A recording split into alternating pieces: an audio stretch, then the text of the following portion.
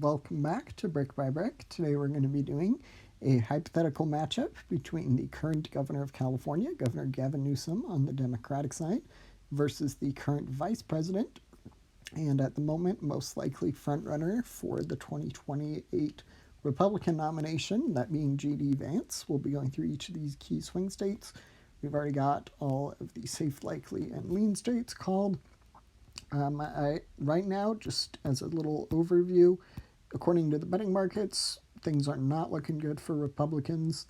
The betting markets say that it's about a little over 60% Democratic favor of winning the 2028 presidential election, but we're still a ways out, so lots could change.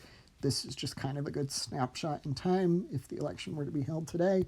So we'll be going through each of the states in order of electoral college vote.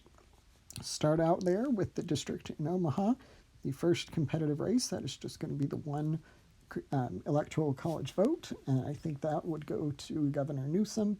Nothing too crazy here. Even Harris won this district, so definitely not out of the usual. It would remain in the Democratic Party's category, and I think it would even be more significant of a margin for the Democrat.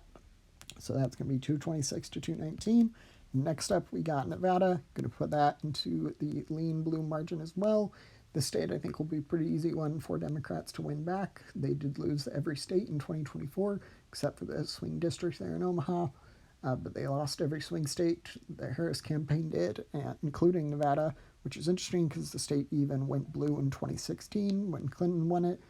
But as far as Nevada goes, I think that state will go kind of back to the Democrats by a margin that I most likely predict would be more than a tilt. Could end up being a tilt, but for now that's going to be the call. And then this is the first time I've done this in a while, but I think with the national environment has significantly shifted towards Democrats. Pretty consistently, we've seen Democrats outperform by a big margin in the special elections and off-year elections that have taken place since 2024.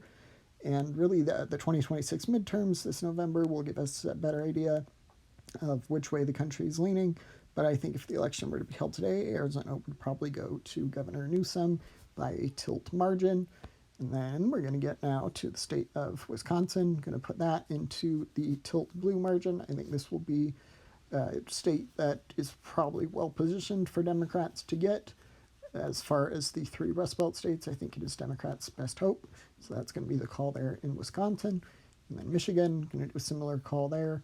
That's going to be 15 more electoral college votes for Governor Gavin Newsom, 268 to 219, leaving us with the three states that will determine the presidency. In order for J.D. Vance to win, he would have to sweep all three, and then it would be just enough electoral college votes for a victory for exactly 270.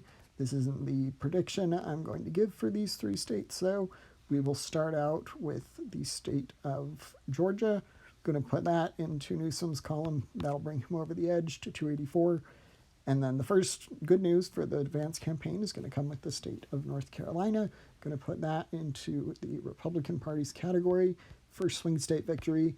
And then I do think Pennsylvania is probably Vance's best hope, but I think if Wisconsin and Michigan are voting blue, generally the three vote together. So I will put that into the tilt blue margin, resulting in 303 electoral college votes for the Democrat Governor Gavin Newsom to 235 for the Republican J.D. Vance.